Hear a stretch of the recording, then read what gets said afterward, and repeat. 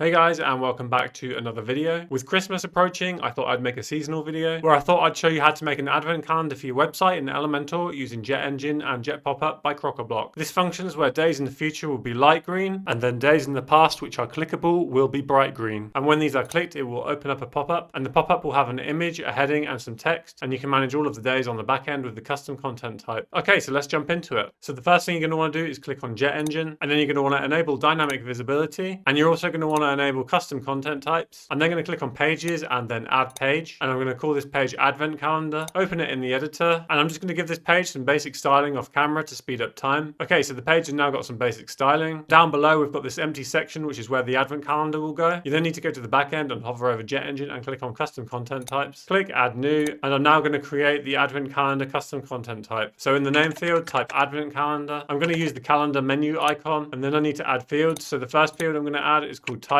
and this can be a text field, and this will be the heading that appears when one of the days is clicked on the advent calendar. The field width can be 33%, and it needs to be a required field. And then we'll add a date field, and the field type needs to be date, and you need to toggle on save as timestamp. And this field will be used for ordering our days in the advent calendar, and it will also be used to output the numbering. The field width can be 33%, and it also needs to be required. I'm then going to add a photo field, and the field type needs to be media. The value format needs to be media URL. This field will be used for the photo on the pop-up. This one can also be 33%, and it also needs to be required. And the final field will be description. The field type needs to be WYSIWYG, and this will be the description that appears on the pop-up. The field width can be 100%, and this needs to be required as well. Down in the admin columns, I'm going to disable item ID because this doesn't need to be visible. And then I'm going to enable title and make it sortable. I'm going to enable date and make it sortable, and toggle on is numeric field. Then you need to click add content type, and the advent calendar custom content type is now created. You'll now see the management area of our days within the advent calendar, and you can see the two sortable fields at the top of title and date. I'm going to go ahead and create our first day, and I'm going to give a title to it as well as a description, and I'll set the date to December the 1st, and then I'll add a photo, and I'll pick one of these silly AI ones that I generated, and then I'll click add, and the first day will now be created. I'll now go back to our overview, and you'll see December the 1st is now in there. So you now need to go ahead and create all 24 days. I'm going to do this now, but to save time, I'm going to skip ahead. I've now created all 24 days, and I've sorted them by date order from lowest to highest. So the next thing I need to do is create a query to fetch all of my days in the advent calendar. You need to hover over JetEngine and click on query builder. You then need to click add new at the top. For the name, I'm going to call it advent calendar. Change query type to custom content type query, and then toggle off cache query, and then you need to select advent calendar as the content type, and you want the status to be published. And then under order and order by, you need to click on add new sorting parameter. Order by needs to be set to our date field, then the order needs to be from lowest to highest, then the type needs to be timestamp. Click add query, and the next thing we need to do is create the pop-up. So click on JetPopup, and this will be our pop-up when we click on the day. So you're going to want to click on create new pop-up, and then the content type needs to be Elementor, and then for the name I'm going to type in day pop-up. Click create. You then need to click on JetPopup settings, toggle on loading content with Ajax, and toggle on force loading. I'm now just going to add some basic styling to the pop-up, but I'm going to skip ahead. Okay, so I've now added the styling, and I'm going to go ahead and add an image, and we want to make this a dynamic image that's loaded in from our custom content type. So you need to click on dynamic tags, and then scroll down and click on custom content type image, and then for the field we need to select the photo field we created. Now I'm just going to add in a heading, and I'm going to make it a H3, and I'm going to click on dynamic tags again, and then I'm going to scroll down to custom content type field and select the title field that we created, and then under the heading I'm going to add in a text block. Click on dynamic tags, and then scroll down and click on custom content type field. Select the description field we created. Now it's worth noting that none of this will show up yet because we're in edit mode. Once we save it and we're on the front end, all of this will dynamically load in. So now you can hit publish, and then you want to click on JetPopup, and then on the visibility conditions you need to click on edit, click add condition, and then set it to include singular page advent calendar, and then click save conditions, and that's it for the pop-up. I now need to create a listing for the days themselves. So you need to hover over JetEngine and click on listings components, click add new, and for the listing source you need to do custom content type. Post content type needs to be advent calendar. I'm going to give it a name of day, and the listing view can stay as Elementor, and then click listing item, and then I'm going to click on listing item settings, then click listing settings, and I'm just going to give our listing a preview width of 400 pixels. This is just so that I can see the design a bit better. So now I'm going to go ahead and style this, but to save some time I'll skip ahead. So I've now got my basic day design. One other thing I want to do is add the actual day numbering to it. So you need to search for the dynamic field and drag that in. The source can stay the same. Object field needs to be our date field from the advent calendar custom content type, and you will now see a long number which is the timestamp. You then need to toggle on filter field output, click on format date, and then in the format you need to type D, and this will give us the specific day it is. And then I'm going to right align it, click on advanced, then click on position, and I'm going to make it absolute. I'm going to right right align it, and then just give it a bit of spacing off of the edges. And then I'm just going to make the text a little bit smaller, and I'm now happy with that as my numbering. Then I'm going to click publish. You then need to duplicate this design, and the reason we want 2 of these is because one of them is going to be for days in the past, and the other one is going to be for days in the future. So this bottom one is going to be for past days. So I'm going to change the image on this to the brighter green to indicate that it's clickable. So now what I need to do is make it so that the correct one of these will show up depending on the current date. We want the light green day to show up if it's a day in the future, and the bright green day to show up if it's a day in the past. So you want to click on the light green container, click on advanced, toggle on dynamic visibility. The condition needs to be greater than, then click dynamic tags and scroll down to custom content type field. Then for our field, we need to select date, and then for the value, you need to click on dynamic tags again. And then in the macros, you need to scroll down and click on today. And then for the data type, you need to select date time. And then we're going to do the same, except this one needs to be for the past. So click advanced, toggle on dynamic visibility, show element if condition is met, select less than or equal, click dynamic tags and scroll down to custom content type field. For the field, select date. For the value, click dynamic tags. And for the macro, scroll down to today. And then for the data type, select date time. So for the bright green block that is going to be clickable, we need to attach a pop-up to this. So you want to click advanced, then click on JetPopup, and then under attach pop-up, I'm going to search for day and select day pop-up. Trigger type, you can leave as click on container. Toggle on JetEngine listing pop-up, and that will make it dynamic. And then you need to hit publish. So the next thing you're going to want to do is go to your advent calendar page and add a listing grid. And for the listing, I'm going to search for day and select that. And the column number needs to be 5. Click on custom query, toggle it on, and select your advent calendar query. All 24 days will now be listed out. You'll also notice in the preview here that the future and past days are showing. This is just a visual bug while you're editing. On the front end, only one will show up. I'm just going to go ahead and do some basic styling on the listing grid again. And again, to save some time, I'm going to skip ahead. So this is all now set up correctly and working. If you want to double check that this is working and make some of the days clickable, you need to go to the back end and go into advent calendar, and you need to set one of the day's dates to a date that is before today's date. So as I'm recording this, today's date is the 27th of September. So I'm going to jump into December the 1st, and I'm going to change it to the 1st of September, and I'll do it on a couple more as well. So I'm now back in the front end, and I've done it on 3 of them, and you can see that they've now got the light green boxes which are clickable, and when I click it, the pop-up opens and it has the image, header and text in it. So that's how you can double check that they're working correctly. Then once you're happy with it, you can go back to the back end and change them back to the correct dates. So that's it. Everything is now set up and working. If you want to purchase Crocoblock, there is a link for it in the description. Full disclaimer, it is a referral link. Thanks for watching, and be sure to check out some of the other videos on the screen now, and I will see you in the next one.